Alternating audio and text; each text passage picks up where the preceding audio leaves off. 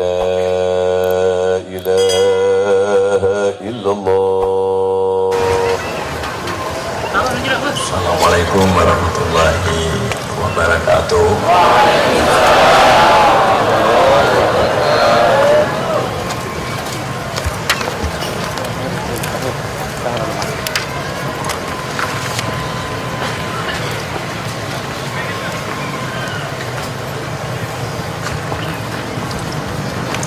Al-Fatihah.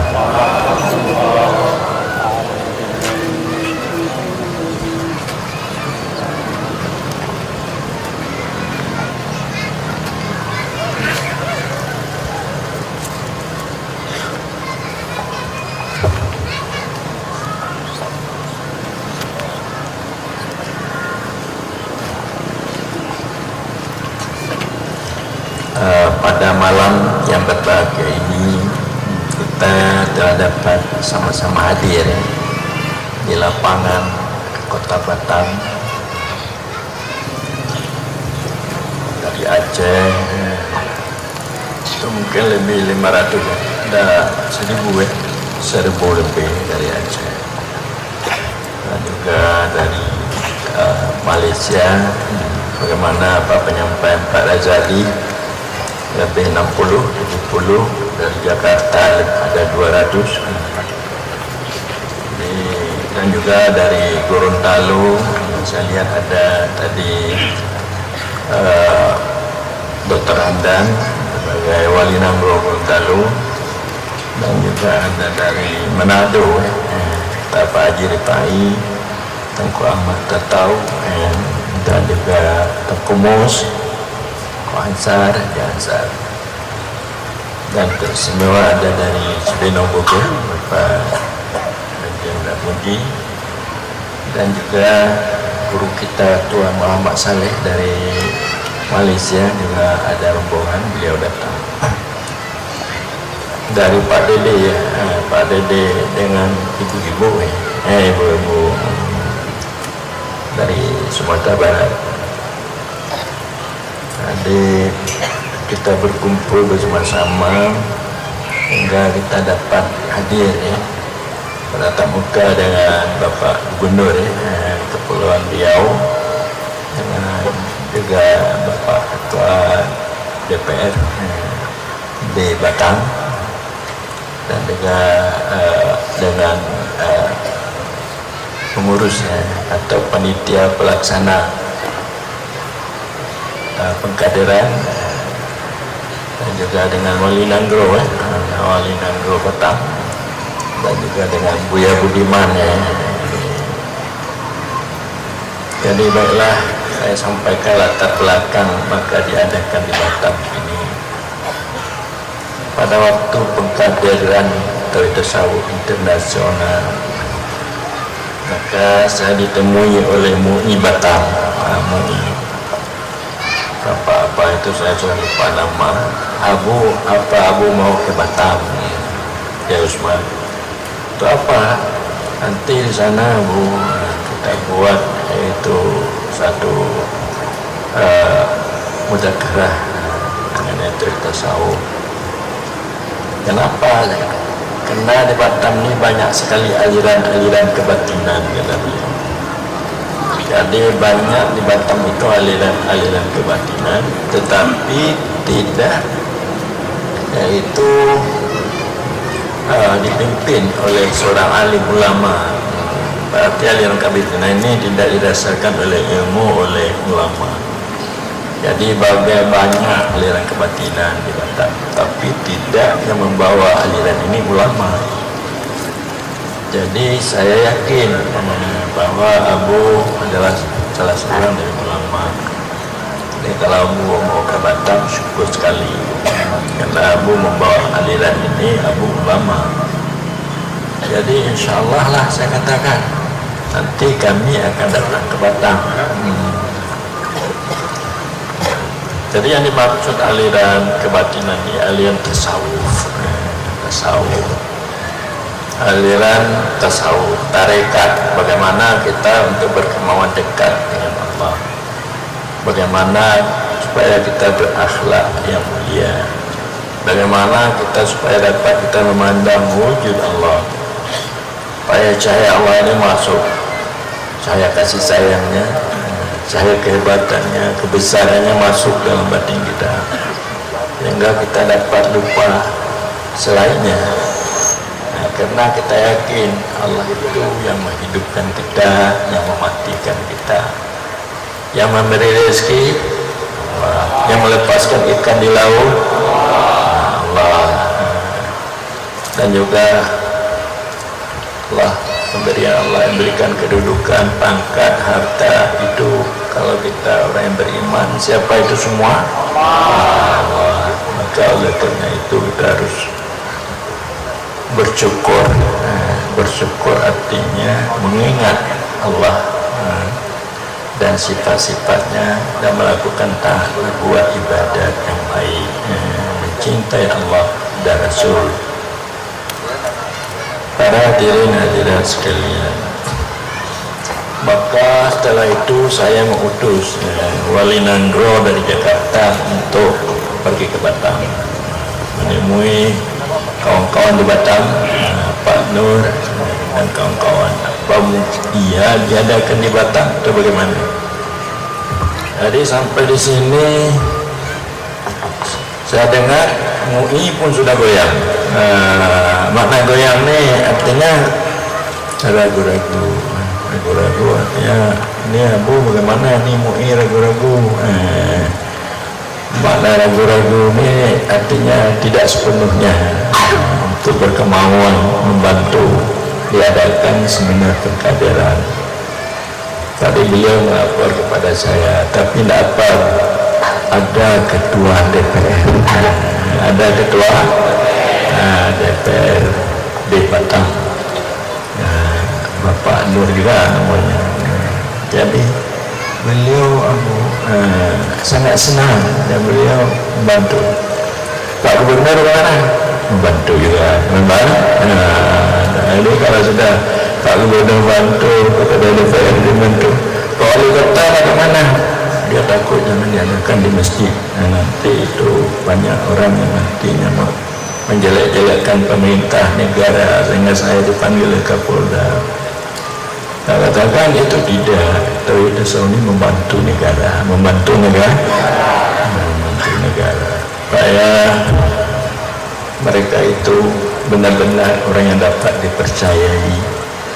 Karena tasawuf itu untuk membersihkan hati daripada sifat-sifat nafsu yang jelek. Jangan ada kedengkian, jangan ada kesombongan, jangan ada buruk sangka, jangan ada artinya hoax, yaitu berita-berita bohong. Sehingga saya di Aceh mendemandakan undang, yang undang saya Polres, Polres Abu diadakan berzikir, bertasawuf. Jadi baik Polres di Abdia, baik Polres di Nagaraya, baik Polres di Aceh Jaya, baik juga Polresta yang ada di Banda Aceh. Jadi ini belum dapat untuk diperkenalkan, nanti pulang di Batam saya katakan itu Polres Kabupaten Aceh Singkil. Jadi Polres senang dia dengan tasawuf, karena untuk menertibkan Kamtibmas ya dengan tasawuf dan zikir. Jadi menertibkan Kamtibmas dengan tasawuf zikir. Jadi banyak orang yang sabu-sabu meninggalkan sabu-sabu, narkoba meninggalkan narkoba, karena sudah masuk syahaya dalam batinnya. Dia sadar,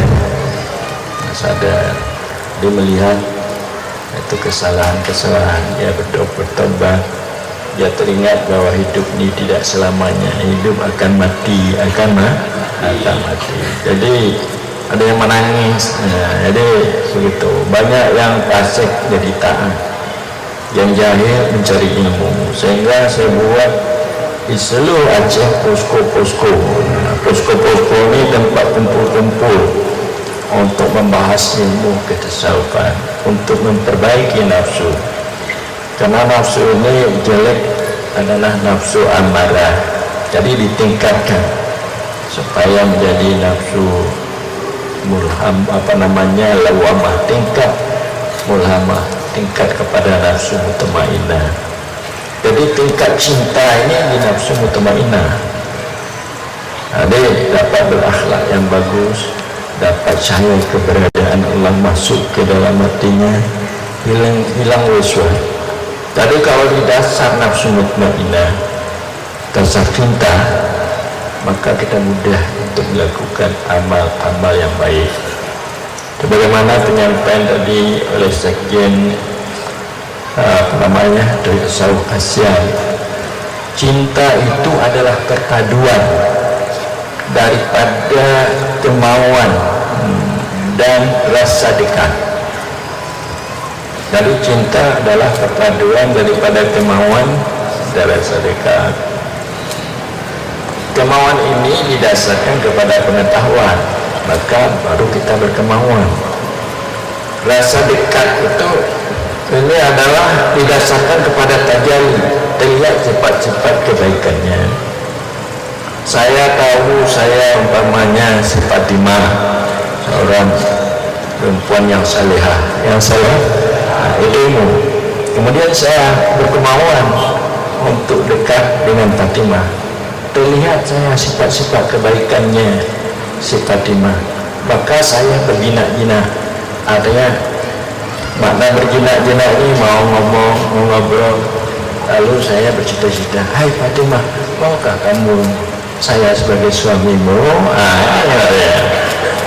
Itu ibu cinta aja. Jadi begitu juga kita dengan Allah, kan kita tahu bahwa Allah itu yang menciptakan alam semesta, menciptakan kita semua, memberi rezeki. Adakah berteman Allah membuat dunia langit ini dengan orang lain? Apakah berteman Allah membuat kita dengan ibu ayah kita? Tidak. Adakah berteman Allah untuk menjadikan Pak Gubernur sebagai gubernur? Tidak. Maka nampaknya Allah itu penyayang sekali. Jadi setelah kita tahu, maka kita dekati, berkemauan tadi, berkemauan dekat. Terlihat kita kebaikan, kebagusan, kebaikan Allah. Maka dengan demikian, di samping kita hadir di hadapan Allah, kita lalai memandang, menyaksikan perbuatan sifat dahulunya, hilang kita. Ada tidak teringat kita kepada alam semesta. Inilah yang dimaksud dengan tauhid irfani. Inilah yang dimaksud dengan ketuhanan yang maha esa. Jadi negara kita didasarkan kepada ketuhanan yang maha esa. Bahwa memerdekakan negara ini Allah tidak berteman dengan kita. Kalau bukanlah umpamanya negara ini dulu, Jepang itu dibom oleh oleh Amerika sehingga Jepang lari dari negara kita belum tentu merdeka. Walaupun bagaimana usaha kita belum tentu merdeka. Ini adalah rahmat Allah. Jadi kepada Allah kita sudah lupa, kepada Tuhan yang Maha Esa kita sudah lupa sebagai warga negara. Ini untuk meningkatkan ketauhidan, untuk menjadi Muhammad suri teladan yang baik, manusia adil lagi beradab. Saya kurang sependapat kalau saya menafsirkan bahwa kerakyatan yang dipimpin oleh hikmah kebijakan itu demokrasi. Tapi demokrasinya harus didasarkan kepada ketuhanan yang Maha Esa, kepada manusia yang adil lagi beradab. Tapi ini dalam permusyawaratan baik eksekutif legislatif tidak mau mendasarkan ketuhanan yang Maha Esa, tidak lagi mendasarkan manusia adil lagi beradab, tapi mendasarkan kepada kelompok-kelompok masing-masing, kepada partai mereka masing-masing, kepada golongan mereka masing-masing, kepada tempat tinggal mereka masing-masing. Boleh, tetapi harus dengan dasar ketuhanan Maha Esa.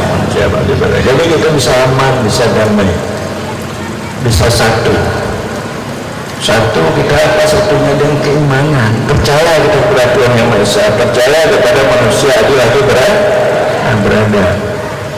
Ini sebagai dasar negara kita. Jadi kita menjaga dengan ketakwaan, memelihara undang-undang, peraturan, kanun, memelihara perintah Allah, menjauhkan larangannya, dan juga kita bisa berkasih sayang satu. Berarti Batam dengan Aceh satu. Nah, bukan aja di negara kita ini satu, Batam dengan Malaysia satu, juga bisa berkasih sayang, bantu sama kita. Jadi ini sebenarnya yang menjadi tujuan kami, bahwa ini bisa terikat, terjalin kasih sayang. Para hadirin hadirat sekalian, mudah-mudahan nantinya kita besoknya ya akan mengadakan muzakarah, diskusi apa itu tauhid irfani, apa itu akhlak yang bagus, apa itu nafsu mutmainnah yang harus kita mendapatkannya, apa nafsu amarah yang harus kita jauhkan, bagaimana ibadat kita benar dengan cara rukun yang benar, ikhlas, khusyuk, hudur hati kepada Allah Subhanahu wa taala. Dengan Anda asal sembahyang aja, Anda sembahyang tetapi hati Anda tidak sembahyang. Kita sembahyang dengan mengucapkan Fatihah, cara rukun yang benar, hati kita tidak sembahyang, tidak teringat Allah, tidak hudur, tidak khusyuk, maka sembahyang kita ini mendapat wailun lil musallin alladzina hum fi salatihim alladzina hum an salatihim sahun. Celaka bagi orang sembahyang mereka lupa, lalai, bukan kan aflahal mu'minun alladzina hum fi salatihim khasyu'un. Sungguh menanglah bagi orang yang beriman yang mereka sembahyang mereka khusyuk. Jadi apa khusyuk? Bagaimana hudur hati kepada Allah. Jadi kita membicarakan dalam tasawuf ini bagaimana beribadah baik diterima Allah, bukan sekedar sah ibadah. Anda nanti bersembahyang jamaah, Anda sembahyang salat 5 waktu, itu untuk sah ibadah, tapi bagaimana Anda khusyuk hudur hati kepada Allah supaya diterima ibadah, itu tidak ada dibicarakan. Yang membicarakan adalah orang tauhid tasawuf. Anda umpamanya gaul, berkasih sayang, berakhlak yang mulia. Tahukah kita gaul ini 3 tingkatan? Pertama, kita bergaul akhlak yang baik. Kita tidak mengharapkan imbalan, tidak kita mengharapkan yaitu balasan. Kita menyenangkan orang lain, asal orang lain senang, bagaimana dia dapat apa yang disampaikannya, kita tidak mengharapkan balasan, kita tidak mengharapkan imbalan. Ini gaul sufi, tapi gaul ini payah dapatnya, walaupun ada saya sendiri sulit, banyak keuntungan pada orang lain, pada saya tidak ada apa-apa, ini sulit. Dan kedua adalah gaul sama-sama dapat keuntungan. Jadi kita yang gaul dapat keuntungan, orang lain dapat keuntungan, sama-sama dapat keuntungan. Ini dikira baik juga. Ini gaul tasawuf. Kalau tadi gaul sufi, jalan orang dia dapat keuntungan, saya tidak perlu ada keuntungan, imbalan. Ini gaul sufi. Kalau sama-sama dapat keuntungan, ini gaul tasawuf. Ada gaul kita aja dapat keuntungan, kita tidak peduli orang lain, sekalipun orang lain itu dirugikan. Jadi ini tidak bertasawuf. Jadi yang banyak orang gaul seperti itu, orang lain dirugikan, asal dia untung, asal dia jadi gaul hablum minan nas yang seperti itu boleh dalam ajaran tasawuf. Dalam ajaran tasawuf harus sama-sama menguntungkan, sama-sama ibu-ibu, supaya ibu-ibu, suami ibu-ibu untung, ibu-ibu jangan saja ibu suami yang untung, ibu-ibu rugi. Maukah itu sebagai suami ibu-ibu? Tidak. Ini perlu. Jadi kalau dapat gaul sufi, ini gaul tinggi, gaul para wali-wali Allah. Tadi ini juga diajarkan di dalam ajaran tasawufan dan sufian.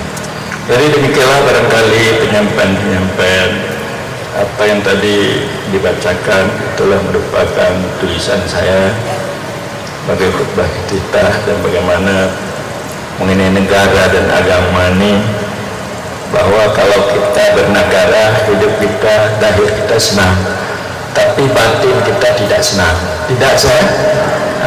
Tidak. Mengapa? Karena di negara tidak diajarkan iman kamil. Iman kamil. Jadi orang yang senang, orang yang ada iman kamil. Ini negara kita mengajarkan iman kamil. Adanya rasa dekat Allah, rasa dekat kita perhatikan oleh Allah, kita dilihat oleh Allah, apapun yang kita lakukan itu dari Allah. Jadi dengan agama ini. Jadi kalau kita beragama iman kami sebagai warga negara yang baik, negara ini akan bagus. Tidak ada korupsi, tidak ada narkoba, tidak ada penyelewengan menyalahkan jabatan, ya, mempergunakan jabatan. Ini seperti kami di Aceh lah dulu, tapi di Batam ini tidak. Di Batam itu orang bagus-bagus semua, orang baik-baik semua, pemerintah baik, rakyatnya baik. Amin. Demikianlah Allah. Assalamualaikum warahmatullahi wabarakatuh.